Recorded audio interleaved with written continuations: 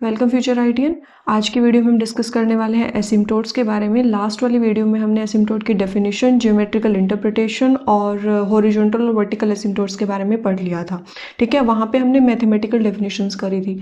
But अगर हमारे पास कोई अलजेब्राइक कर्व दे रखी हो तो हम हर बारी डेफिनेशन नहीं लगाएंगे, वो काफ़ी लेंथी प्रोसेस हो जाएगा। तो उसके लिए हमारे पास एक शॉर्ट ट्रिक है, या ये कह लो कि वर्किंग रूल डिफरेंट होते हैं अलजेब्राइक कर्व के लिए, तो वो हम यहाँ पे आज पढ़ने वाले हैं।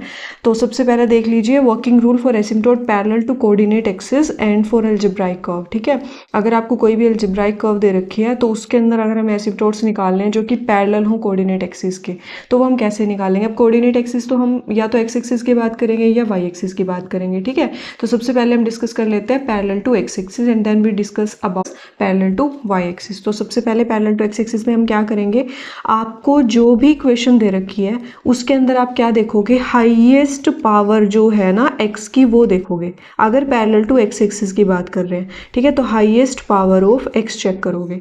ठीक है, सबसे पहले काम आपको यही करना है। एक्स की आपने हाईएस्ट पावर चेक कर ली, उसके बाद उसका चेक करना है कफिशिएंट, ये coefficient of higher power of X.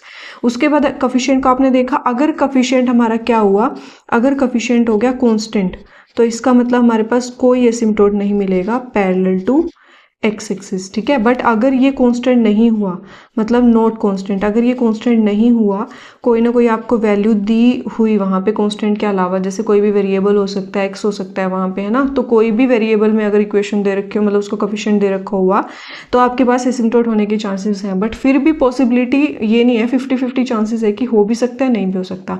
उसके बाद आपको क्या करना है, अगर कांस्टेंट नहीं दे रखा तो जो भी आपको कोफिशिएंट दे रखा है ना, उसको आपको लीनियर फैक्टर्स में देखना है। मतलब अगर उसके लीनियर फैक्टर्स बन रहे हैं, मतलब कई बार ऐसी इक्वेशन होती है ना, for example x square plus 1 अगर आपके पास कोफिशिएंट आ गया, तो इसको तो लीनियर फैक्टर नहीं हो सकते हैं ना, आई 10 माइनस आई होंगे, रियल तो नहीं होंगे। तो इसका मतलब उस केस में हमारे पास क्या होगा, एसिम्टोट एग्जिस्ट नहीं करेगा। तो ऐसी वैल्यूज मिलनी चाहिए जिनको हम linear factors, real linear factors में तोड़ सकें। ठीक है, अगर वो रियल लीनियर फैक्टर्स में फैक्टराइज हो रहा है तो दैट मीन्स आपके पास एसिम्टोट जो है वो मिल जाएंगे। बट अगर नहीं हो रहा, पॉसिबल नहीं है करना, तो मतलब हमारे पास कोई भी एसिम्टोट नहीं होगा पैरेलल टू एक्स एक्सिस। ठीक है, तो सिमिलरली हम पैरेलल टू वाई एक्सिस के बारे में पढ़ेंगे। सिर्फ फर्क क्या है, इसमें हम देख लेंगे highest power of Y. Y की आपने हाईएस्ट पावर देखनी है, उसके बाद क्या करना है, वही सेम उसके कफिशिएंट को चेक करना है। कफिशिएंट को देखा, अगर कफिशिएंट हमारे पास क्या आ गया, अगर कफिशिएंट आ गया कांस्टेंट, तो इसका मतलब हमारे पास कोई भी एसिम्टोट नहीं मिलेगा पैरेलल टू वाई एक्सिस। अगर कफिशिएंट कांस्टेंट नहीं आया, उसके बाद आप चेक करोगे कि जो कफिशिएंट आ रहे हैं वो लीनियर फैक्टर्स में डिसोल्व हो सकते हैं नहीं। अगर लीनियर फैक्टर में डिसोल्व हो गए तो इसका मतलब येस है, आपके पास एसिम्टोट मिल जाएगा पैरेलल टू वाई एक्सिस। अगर नहीं हो पा रहा है तो मतलब कोई एसिम्टोट नहीं मिलेगा पैरेलल टू वाई एक्सिस। ठीक है, तो ये आपको अलजेब्राइक इक्वेशंस में अप्लाई करना है अगर हमें पैरेलल टू कोऑर्डिनेट एक्सिस के लिए एसिम्टोट फाइंड करने हैं। ठीक है, उसके बाद एक और टाइप के हमारे पास एसिम्टोट होता है, वो होता है हमारे पास ओब्लीक एसिम्टोट। ठीक है, क्योंकि अभी देखो हर बार तो एसिम्टोट ऐसा नहीं होगा कि या तो parallel to x axis parallel to Y axis मिले। कई बार ऐसा भी हो सकता है ना कि ना तो हमारा asymptote parallel to x axis हो, ना पैरेलल टू वाई एक्सिस हो, तो उस केस में क्या होगा। ठीक है, तो उसको हम क्या बोलते हैं, उसको बोलते हैं ओब्लीक एसिम्टोट। मतलब अगर आपके पास क्या है, अगर आपके पास एसिम्टोट ना तो not parallel to x axis, ना तो x axis and not parallel to Y axis, मतलब अगर आपके पास इक्वेशन,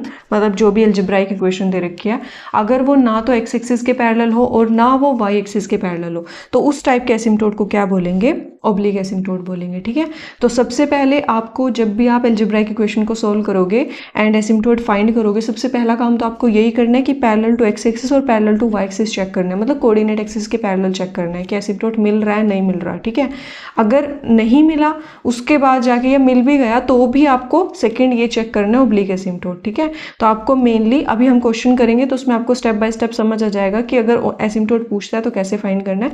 बट सबसे पहले आपको क्या काम करना है, पैरेलल टू कोऑर्डिनेट एक्सिस को चेक करना है। ठीक है, उसके बाद कई बार ऐसा होता है बच्चे सीधा नेक्स्ट स्टेप पे मतलब जंप कर जाते हैं, ओब्लीक एसिम्टोट फाइंड करने लग जाते हैं। बट सबसे पहले आपको ये काम करना है, parallel to coordinate axis asymptote जो है वो चेक करना है। ठीक है, the asymptote which are neither parallel to x axis nor parallel to Y axis are called oblique asymptotes. ठीक है, अभी ओब्लीक एसिम्टोट का आपको डेफिनेशन तो समझ आ गया, बट ओब्लीक एसिम्टोट के वर्किंग रूल क्या होते हैं वो हम डिस्कस कर लेते हैं। ठीक है, तो सबसे पहले हम वर्किंग रूल देख लेते हैं ओब्लीक एसिम्टोट के।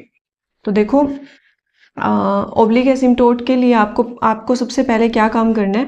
सबसे पहले आपको जो भी अलजेब्राइक इक्वेशन गिवन है ना, उसमें सबसे पहले ये देखो कि हाईएस्ट डिग्री कितनी है। फॉर एग्जांपल अगर आपको कोई मैं एक एग्जांपल के थ्रू आपको समझा देती हूँ। देखो ये इक्वेशन है फॉर एग्जांपल, है ना। इसमें देखो y की हाईएस्ट पावर कितनी आ रही है, 2 आ रही है ना। और x की हाईएस्ट पावर कितनी है, 3 है, ठीक है। बट अगर मैं कंबाइन देखूँ इस एल्जेब्राइक इक्वेशन की जो ओवरऑल डिग्री है, अगर मैं इसको थोड़ा सा मतलब सोल्व कर लूँ मल्टीप्लाई करके अंदर, तो ये बन रहा है XY² -2AY -x³ + a³ बराबर 0। ये आपके पास एल्जेब्राइक इक्वेशन आ रही है। तो अगर इस एल्जेब्राइक इक्वेशन की मैं डिग्री देखूं तो 3 डिग्री हो रही है। यहाँ देखो टोटल x की 1 एंड y की पावर 2 है, तो टोटल ओवरऑल डिग्री 3 है। उसके बाद तो 2 1 तो एग्जिस्ट करेंगे, बट हाईएस्ट डिग्री कितनी है, 3 डिग्री एल्जेब्राइक इक्वेशन की, ठीक है। तो आपको क्या सबसे पहले चेक करना है कि जो भी हाईएस्ट पावर दे रखी है इसके अंदर एल्जेब्राइक इक्वेशन के अंदर जो भी हाईएस्ट डिग्री टर्म्स हैं, उनके अंदर आपको क्या करना है, x की वैल्यू जो है वो 1 सब्स्टिट्यूट करनी है एंड y की जगह पे m सब्स्टिट्यूट करना है, ठीक है। सबसे पहला काम आपका यही है। जो भी हाईएस्ट, और कई बार ऐसा होता है हमें ध्यान नहीं रहता, हम पूरी इक्वेशन में जो है ये वाली वैल्यू सब्स्टिट्यूट कर देते हैं। ऐसा नहीं करना, आपको सिर्फ हाईएस्ट डिग्री टर्म्स जो हैं उनके अंदर x की जगह पे 1 एंड y की जगह पे m जो है वो सब्स्टिट्यूट कर देना है, ठीक है। वहां से आपको क्या मिल जाएगा, वहां से जो इक्वेशन मिलेगी उसको हम बोलेंगे फाई एन एम, ठीक है।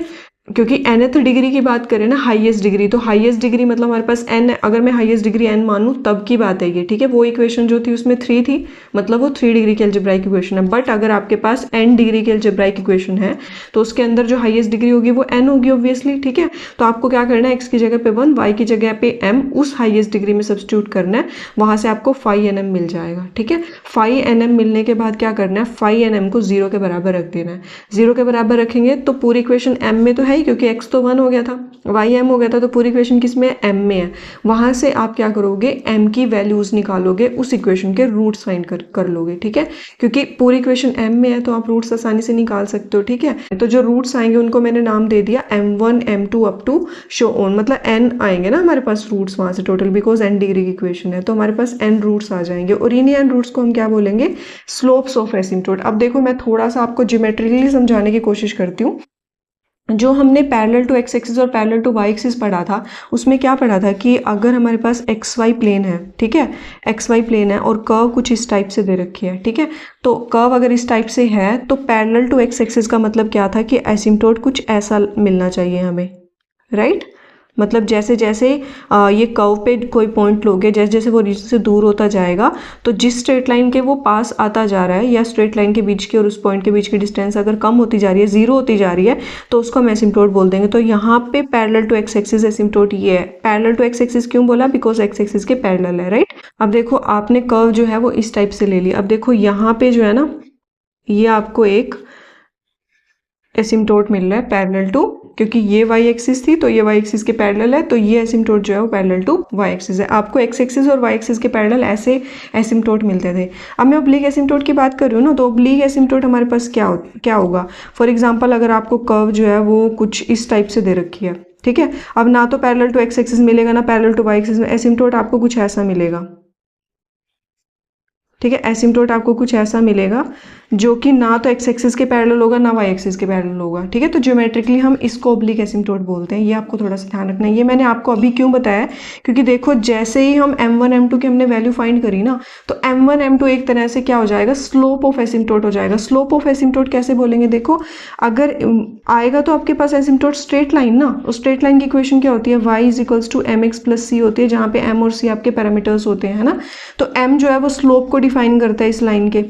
तो मैंने वही बोला है यहाँ पे कि जो m1 m2 आएंगे ना आपके पास, वो एसिम्प्टोट के स्लोप्स आएंगे, क्योंकि इसमें तो डिग्री है वो 1 है। मतलब अगर आपके पास जो एल्जेब्राइक कर्व है अगर वो डिग्री 1 की दे रखी हो तो एक ही ओब्लिक एसिम्प्टोट मान लो मिल गया वहाँ पे, पैरेलल टू एक्स एक्सिस और पैरेलल टू वाई एक्सिस तो नहीं था। अगर डिग्री 1 एल्जेब्राइक इक्वेशन की, तो उस केस में हमारे पास जो स्लोप है वो हम खाली m लेंगे। बट अगर हमारे पास एल्जेब्राइक कर्व्स काफ़ी मतलब डिग्री हाई है, 1 से बड़ी है डिग्री, तो उस केस में हमारे पास m की वैल्यूज़ जो हैं वो ज़्यादा आएंगी। तो उस केस में हम क्या बोलेंगे, m1 m2 m3 जो भी आ रहा है ये सारे क्या होंगे, एसिम्प्टोट के स्लोप्स होंगे। यहाँ तक आपको समझ आ गया हमने क्या करा है, पहले फाई एन एम फाइंड करा है, फाई एन एम से हमने रूट्स निकाल लिए हैं, ठीक है, स्लोप ऑफ एसिम्प्टोट्स निकाल लिया। उसके बाद देखो हमारे पास 4 केसेस बनते हैं, case number 1, case number 2, case number 3 and case number 4। तो सबसे पहला केस क्या है कि अगर आपके पास जो फाई एन का डेरिवेटिव है अगर वो नॉन जीरो हो जाए, इस केस में क्या होता है, इस केस में आपके पास सारे के सारे एम की वैल्यूज जो है वो नॉन रिपीटेड आती हैं, ठीक है, मतलब फाई एन एम के रूट्स जो हैं वो नॉन रिपीटेड रूट्स हैं। तो उस केस में हमारे पास क्या होगा, देखो मैंने क्या बताया आपको कि एसिम्प्टोट्स जो हैं वो ये होते हैं y बराबर m x plus c. But अगर एल्जेब्राइक इक्वेशन n डिग्री की है तो उस केस में हमारे पास जो एसिम्प्टोट्स बनेंगे वो क्या बनेंगे, y1 y2 y3 up to yn बनेंगे, है ना, ज़्यादा से ज़्यादा yn बन सकता है। अच्छा एक ये बात भी आपको ध्यान रखनी है, अगर आपके पास एल्जेब्राइक इक्वेशन की डिग्री n है तो उसके ज़्यादा से ज़्यादा जो एसिम्प्टोट होंगे वो n हो सकते हैं, n से ज़्यादा नहीं हो सकते, ठीक है। एट मोस्ट बोल रही हूँ मैं यहाँ, एटलीस्ट मैंने नहीं बोला कि कम से कम n होने चाहिए, ऐसा नहीं बोला मैंने, ज़्यादा से ज़्यादा n होंगे, ये ध्यान रखना है आपको, ठीक है। कम भी हो सकते हैं बट ज़्यादा से ज़्यादा जो है वो n होंगे, ठीक है। तो अगर y हमने एक एसिम्प्टोट माना है बट अगर हमारे पास रूट n दे रखे हैं तो एसिम्प्टोट्स कौन से हो जाएंगे, y1 y2 y3 up to yn तक जा सकते हैं, ठीक है। तो उनमें वैल्यूज़ क्या होंगी, अगर m1 m2 m3 mn तक सारे डिफरेंट है तो उस केस में हमारे पास क्या होगा, एसिम्प्टोट हो जाएंगे y1 बराबर m1x प्लस c1, उसके बाद y2 m2x प्लस c2, इस टाइप से आपके पास n तक जाएंगे, राइट। तो अब हमें क्या चाहिए, m1 m2 तो हमने यहाँ से फाइंड कर लिया, नॉन रिपीटेड रूट्स, ठीक है, बट अब हमें चाहिए c1 c2 cn तक वैल्यूज, है ना। तो उसके लिए आप cn कैसे निकालते हो, cn निकालने का हमारे पास एक तरीका है, वो है minus of phi n minus 1m divided by phi n का डेरिवेटिव एट m। ये हमारे पास c निकालने का तरीका होता है। ये cm लिख लो तो ज़्यादा बेटर है, मतलब कोरस्पॉन्डिंग टू m, मतलब पहले आपने क्या लिया, पहले आपने m की वैल्यू m1 ली तो उस केस में c1 आ जाएगा, राइट। m की वैल्यू अगर आप m1 लोगे, यहाँ पे कुछ ना भी लिखो तो भी आपका काम चल जाएगा, कोई प्रॉब्लम नहीं है। सबसे पहले आपको क्या निकालना है, m1 के लिए c निकालना है, फिर m2 के लिए निकालना है, फिर m3 के लिए निकालना है एंड फिर m4 के लिए, ऐसे ही आप n तक निकालते जाओगे, ठीक है। तो सबसे पहले आपको क्या करना है, सबसे पहले फाई एन एम आपने निकाल लिया, है ना, फिर फाई एन माइनस 1 क्या होगा, उससे जो नेक्स्ट डिग्री की होगी ना, मतलब लो नेक्स्ट डिग्री की, उसके अंदर आप x की जगह 1 और y की जगह m सब्स्टिट्यूट करोगे तो वहाँ से आपको फाई एन माइनस 1m मिल जाएगा, ठीक है। तो फाई एन माइनस m जो है न्यूमरेटर पे रखना है और जो nth डिग्री आई थी x1 और y m पुट करने के बाद फाई एन एम, उसका डेरिवेटिव जो है वो डिनोमिनेटर में रखना है और नेगेटिव साइन जरूर लगाना है, ठीक है। तो यहाँ से आपकी c की वैल्यूज आ जाएंगी, अगर c की वैल्यूज आ गई m1 m2 ये सारे तो आपने फाइंड कर ही लिए हैं तो आपके पास स्लोप्स आसानी से आ जाएंगे, है ना, इन इक्वेशंस की हेल्प से। तो अगला केस जो है वो क्या है, अगले केस में बात कर रहे हैं कि अगर phi n derivative m zero हो जाए, मतलब जो ये वाली वैल्यू है ये जीरो हो जाए, अगर ये वाली वैल्यू जीरो होगी, ठीक है। अब दो केसेस यहाँ पे भी जनरेट हो सकते हैं, ये जीरो हो गया बट अब डिपेंड करता है न्यूमरेटर पे, अगर न्यूमरेटर भी जीरो हो जाता है तब तो पॉसिबिलिटी है किसी की कुछ एक वैल्यूज हमें मिल सकती है। बट अगर ऊपर वाली टर्म नॉन जीरो हो जाए, अगर ऊपर वाली टर्म नॉन जीरो हो जाए और डिनोमिनेटर वाली टर्म जो है वो जीरो हो जाए तब तो c की वैल्यू इनफाइनाइट आ जाएगी, है ना। तो c की वैल्यू इनफाइनाइट आई मतलब हमारे पास एसिम्प्टोट जो है वो एग्जिस्ट करेंगे ही नहीं, ठीक है। तो यहाँ पे ये चीज़ ध्यान रखनी है, अगर फाई एन का डेरिवेटिव m तो हमारे पास मतलब जो डिनोमिनेटर है वो तो हमारे पास जीरो हो रहा है बट जो न्यूमरेटर है वो नॉन जीरो हो रहा है, तो उस केस में कोई भी एसिम्प्टोट नहीं मिलेगा corresponding to that particular value of m, ठीक है। ये ज़रूरी नहीं है कि हर एक m के लिए ऐसा मिलेगा, कई बार ऐसा हो सकता है आपके पास नॉन रिपीटेड रूट्स आ रहे हैं तो उनके लिए आपने c की वैल्यूज निकाली बट एक m ऐसा आ रहा है जिसमें आपका फाई एन डेरिवेटिव m तो जीरो बन रहा है but phi n minus 1m जो है वो नॉन जीरो बन रहा है, तो उस केस में आप क्या बोल दोगे कि for that value of m there is no asymptote, ठीक है, वहाँ पे कोई भी एसिम्प्टोट नहीं होगा corresponding to that particular value of m। Next case क्या कहता है, नेक्स्ट केस में है कि ये वाली वैल्यू तो जीरो बन रही है बट जो न्यूमरेटर है वो भी जीरो बन रहा है, ठीक है। अगर ऐसा हो जाता है किसी केस में कि दोनों की दो वैल्यू जीरो बन रही हैं तो उस केस में आप क्या बोलोगे कि हमारे पास जो एसिम्प्टोट्स हैं वो दो ऐसे एसिम्प्टोट हैं जो पैरेलल, अगर दो पैरेलल एसिम्प्टोट्स हैं तो c की वैल्यू हम यहाँ से तो फाइंड नहीं कर पा रहे हैं ना, तो उसके अंदर c की वैल्यू फाइंड करिएगा, वो देख लो क्या होता है। ये वाला केस तो हो गया, अब इस केस में हमारे पास जो c है वो हम फाइंड करेंगे इस इक्वेशन की हेल्प से, c square by 2 factorial phi n double derivative at m plus में c फाई एन माइनस 1 का डेरिवेटिव एट m प्लस में phi n minus 2 at m बराबर 0। मतलब हम एक क्वाड्रेटिक इक्वेशन बनाएंगे c में और वहाँ से हम c की वैल्यूज फाइंड करेंगे। हमारे पास ये हो गया। अब थर्ड केस है, अगर हमारे पास 3 m की वैल्यूज जो है वो बराबर हो, ठीक है, 3 m की वैल्यूज जो है वो बराबर आ जाए, तो उस केस में आपका क्या होता है, फाई n का double derivative, phi n minus 1 का derivative and phi n minus 2m जो है वो 0। मतलब यहाँ पे आपने क्या करा है, देखो यहाँ पे आपने करा है कि n का फर्स्ट डेरिवेटिव 0 हो रहा है, n माइनस 1 का डेरिवेटिव 0 नहीं हो रहा है। यहाँ पे n माइनस 1 का डेरिवेटिव मतलब ये भी 0, ये वाली वैल्यू भी 0, ये वाली वैल्यू भी 0 और ये वाली वैल्यू भी 0। अगर ये तीन भी 0 हो गई, अगर ये तीनों वैल्यूज भी 0 होगी तो यहाँ से भी आपको c नहीं मिलेगा, राइट। तो इसका मतलब हमारे पास जो 3 पैरेलल एसिम्प्टोट्स हैं, मतलब 3 m की वैल्यूज जो है वो बराबर है। तो उस केस में आप कौन सी इक्वेशन लगाओगे, उस केस में आपकी क्यूबिक इक्वेशन आ जाएगी। और क्यूबिक इक्वेशन क्या होगी, वो होगी c की पावर 3/3 फैक्टोरियल फाई n, देखो डबल डेरिवेटिव 0 हो रहा है तो यहाँ पे आपको ट्रिपल डेरिवेटिव लेना पड़ेगा, ठीक है, प्लस में c² 2 फैक्टोरियल, सिंगल डेरिवेटिव 0 हो रहा है तो यहाँ पे आप लोगे इसका डबल डेरिवेटिव। यहाँ पे ये 0 हो रहा है बिना किसी डेरिवेटिव के, तो यहाँ पे आपका आ जाएगा फाई n माइनस 2 का डेरिवेटिव प्लस में phi n minus 3 at m बराबर 0। यहाँ से आप c की वैल्यूज निकालोगे, ठीक है। मैं यहाँ से आपको थोड़ा सा और समझाती हूँ। देखो अगर हमारे पास 3 डिग्री की एल्जेब्राइक इक्वेशन है, ठीक है। अब 3 डिग्री में हमारे पास कौन कौन से केसेस बन सकते हैं, पहले तो ये तीनों m की वैल्यूज डिफरेंट आ रही हैं, तो तीनों के लिए c अलग अलग मिल जाएगा, 3 एसिम्प्टोट मिल गए। ये वाला केस तो आसान है, ये तो आप देख ही लोगे, है ना। कोई भी एसिम्प्टोट अगर ना मिले तो मतलब हर बारी आपका क्या हो, हर m के लिए c की वैल्यू, मतलब ये वाली चीज़ तो जो है 0 बन जाए और ऊपर वाली चीज़ 0 ना बने, तो मतलब हर किसी भी m के लिए आपके पास एसिम्प्टोट नहीं मिलेगा। थर्ड केस में क्या है कि आपकी 2 m की वैल्यूज बराबर है, मतलब m1 बराबर 1 एंड m2 बराबर 1, बट m3 जो है वो डिफरेंट है। अगर 2 m की वैल्यूज सेम है, 2 m की वैल्यूज सेम है, तो उस केस में क्या होगा, c की, यहाँ से तो c की एक ही वैल्यू आएगी, है ना, क्योंकि आप 2 m की वैल्यूज बराबर हैं, तो यहाँ पे अगर सब्स्टिट्यूट करेंगे तो c की वैल्यू एक ही मिलेगी आपको, लेकिन हमें चाहिए 2, है ना। तो हम क्या करेंगे, ये वाली इक्वेशन लगाएंगे, राइट। अगर आपके पास ऐसा हो जाए तीनों m की वैल्यूज बराबर हो, अगर तीनों बराबर है यहाँ पे पुट करेंगे तो c की वैल्यू आपको एक ही मिलेगी, लेकिन हमें चाहिए 3, बिकॉज 3 m की वैल्यूज आ रही है ना। हमारी क्यूबिक अलजेब्राइक इक्वेशन है ना, तो 3 एसिम्प्टोट होंगे क्योंकि m की 3 वैल्यूज आ रही है। तो उस केस में हम लगाएंगे ये वाली इक्वेशन, मतलब c की 3 वैल्यूज को, हमें c की 3 वैल्यूज चाहिए ना, तो c की 3 वैल्यूज के लिए हम क्या करेंगे, ये वाली इक्वेशन लगाएंगे, ठीक है।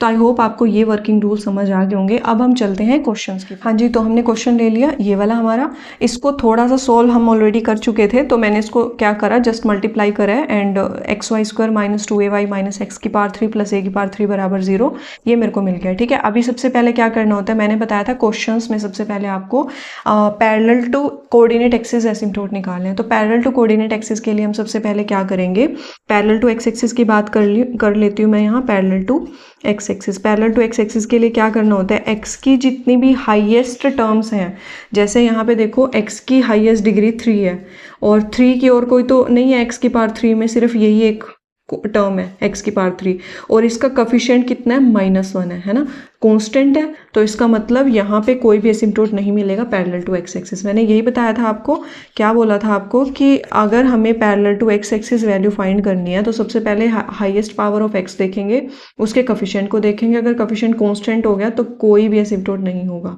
ठीक है। तो यहाँ पे यही करा है मैंने, एक्स की जो हाईएस्ट पावर है वो 3 है, इसका कोफिशिएंट -1 है, कांस्टेंट है, तो पैरेलल टू एक्स एक्सिस तो एसिम्प्टोट नहीं मिलेगा। नेक्स्ट हम चेक करेंगे पैरेलल टू वाई एक्सिस। तो वाई की हाईएस्ट डिग्री देखेंगे, वाई की हाईएस्ट डिग्री है यहाँ पे 2, ये 1 है ना, बाकी तो है ही नहीं, तो 2 है और इसका कोफिशिएंट कितना है, x है। अब देखो यहाँ पे मैंने बोला था हाईएस्ट पावर देखेंगे, कोफिशिएंट देखेंगे, कांस्टेंट है तो कोई एसिम्प्टोट नहीं होगा, अगर कांस्टेंट नहीं है तो हो सकता है, बट देखना पड़ेगा वो लीनियर फैक्टर्स में डिसॉल्व हो रहा है नहीं हो रहा। अब देखो y² का कोफिशिएंट जो है वो है x, है ना, x को हम 0 के बराबर रखेंगे। अब देखो ये तो ऑलरेडी लीनियर है ना, ये तो ऑलरेडी लीनियर ही दे रखा है, तो इसका मतलब यस, यहाँ पे हमें क्या मिल रहा है, एक एसिम्प्टोट मिल रहा है parallel to Y axis which is x बराबर 0 में ओब्लिक एसिम्प्टोट्स पे। ओब्लिक एसिम्प्टोट्स के लिए मैंने क्या बोला था, ओब्लिक एसिम्प्टोट के लिए सबसे पहले आपको फाई nm बनाना होता है। फाई nm का मतलब क्या होता है कि जितनी भी आपको हाईएस्ट डिग्री टर्म्स दे रखे हैं, हाई, ये पूरी इक्वेशन क्या है, क्यूबिक इक्वेशन है। क्यूबिक इक्वेशन में जो हाईएस्ट डिग्री टर्म्स है, एक तो ये है xy² है ना, और एक ये है, दो ही है, इसकी डिग्री 1 है और ये तो कांस्टेंट ही है, ठीक है। तो ये हमारे पास है मतलब हाईएस्ट डिग्री टर्म्स। अब इनमें क्या करना होता है, x की जगह पे आपको 1 रखना होता है, y की जगह पे m रखना होता है। तो जहाँ पे भी x है वहाँ पे 1 और जहाँ पे भी y है वहाँ पे m। तो ये हो गया 1 इंटू एम स्क्वायर, तो ये बन गया m स्क्वायर माइनस में 1, ये हमारे पास फाई एन एम आ गया, ठीक है। अब क्या करना होता है, फाई एन एम के रूट निकालने होते हैं, इसको 0 के बराबर रख के। जैसे 0 के बराबर रखेंगे तो m की वैल्यू कितनी आ जाएगी, 1 एंड -1। m की दो वैल्यूज हमें मिल गई।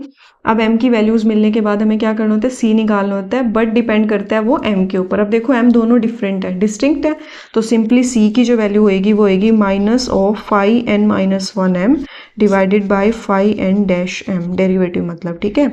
फाई एन माइनस 1 का मतलब क्या है, देखो यहाँ पे n जो है ना, n वो 3 है क्योंकि क्यूबिक इक्वेशन है ना, तो मैं n की जगह 3 ले रही हूँ। तो यहाँ फाई एन माइनस 1 कितना बनेगा, फाई 2।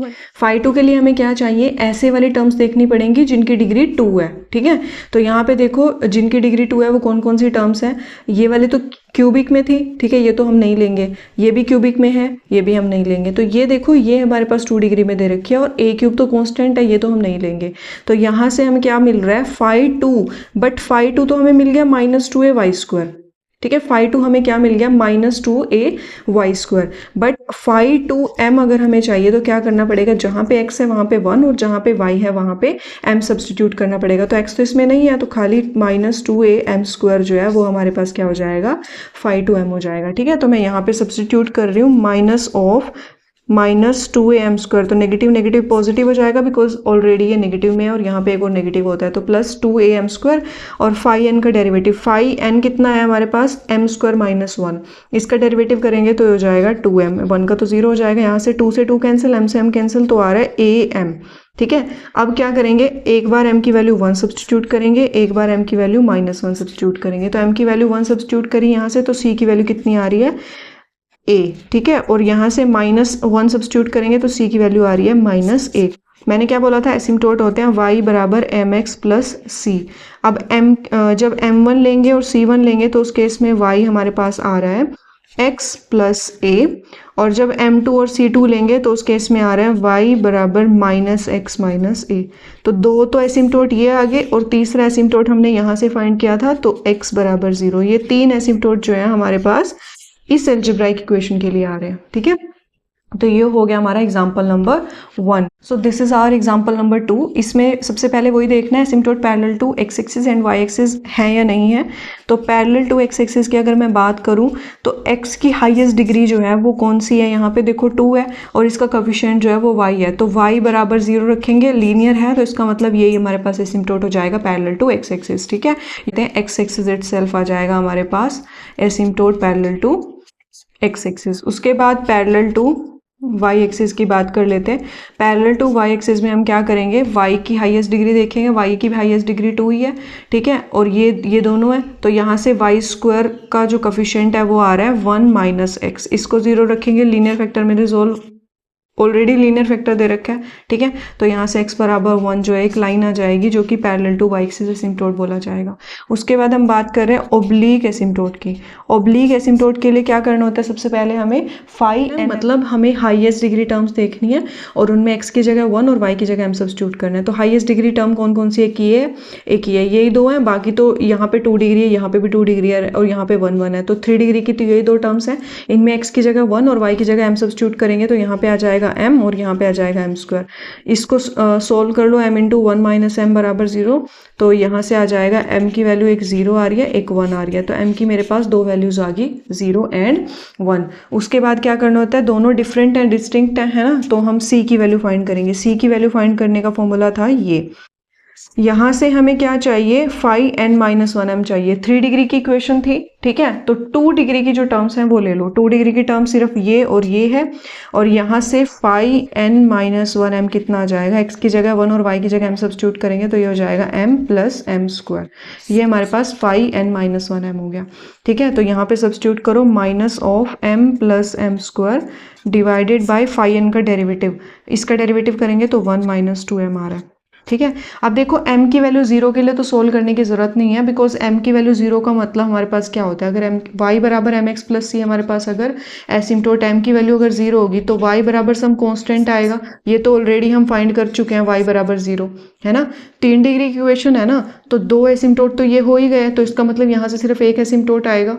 मैंने बोला था ना एटमोस्ट हमारे पास जितने डिग्री इक्वेशन है उतने ही एसिम्टोट हो सकते हैं, दो तो ऑलरेडी आ गए, तो यहाँ से सिर्फ एक ही एसिम्टोट मिलेगा, मतलब m बराबर 0 के लिए तो यही आंसर आने वाला है। तो m बराबर 0 के लिए हम फाइंड नहीं करेंगे, हम सिर्फ m बराबर 1 के लिए फाइंड कर लेंगे। तो यहाँ पे क्या करो, m की वैल्यू 1 पुट कर दो। m की वैल्यू 1 पुट करोगे तो हो जाएगा 1 + 1 डिवाइडेड बाय 1 - 2, तो ये हो गया माइनस का 2 बाय माइनस का 1 विच इज 2। तो यहाँ से c की वैल्यू कितनी आ गई, 2 आ गई। तो हमारे पास एसिम्टोट बन गया y बराबर m की वैल्यू 1 थी और इसकी वैल्यू 2 है, तो ये हमारे पास थर्ड एसिम्टोट आ गया। दो एसिम्टोट तो ये है, y बराबर 0 एंड x बराबर 1, and the third one is y बराबर x + 2। ठीक है, तो ये हमारे पास एसिम्टोट हमें मिल गए इस इक्वेशन के लिए। तो ये हम ऐसे जो है एसिम्टोट फाइंड करते हैं किसी भी अलजेब्राइक इक्वेशन के लिए। आपको बस ये ध्यान रखना है कि हमारे पास जितनी भी डिग्री की अलजेब्राइक इक्वेशन दे रखी हो, ज़्यादा से ज़्यादा उतने ही एसिम्टोट हमें मिल सकते हैं, उससे ज़्यादा हमारे पास नहीं हो सकते एसिम्टोट। ठीक है, तो आई होप आपको समझ आया होगा। अगर वीडियो ठीक लगे तो प्लीज़ लाइक करें, वीडियो को शेयर करें दोस्तों के साथ, and subscribe my YouTube channel. Thank you so much for watching the whole video. Thank you.